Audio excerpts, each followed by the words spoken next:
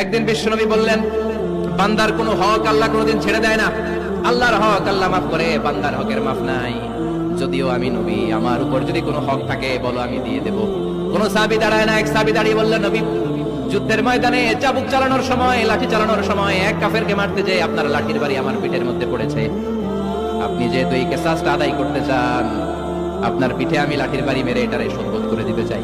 এবার ওমরে ফারুককে ধরে কে এদিকে আয় করে দেখাইতেছে। বিশ্বনবী বললেন, ওমর থামো, মারতে দাও। বিশ্বনবী উনার জুব্বাটা উপরের দিকে উঠালেন, পিঠের মধ্যে বাড়ি দেওয়ার জন্য ওই সাহাবীকে ডাকলেন। ওই সাহাবী বিশ্বনবীকে পিছন দিক থেকে জড়িয়ে ধরে ওই মোহরে নবুয়তের মধ্যে চুমু দিয়ে ফেলেছে। আপনি বিশ্বনবী, উদুম গায়ে আপনারে দেখা যায় না, খালি গায়ে আপনারে দেখা যায় না। শুনেছি আপনার পিঠের মধ্যে মোহরে নবুয়ত আছে।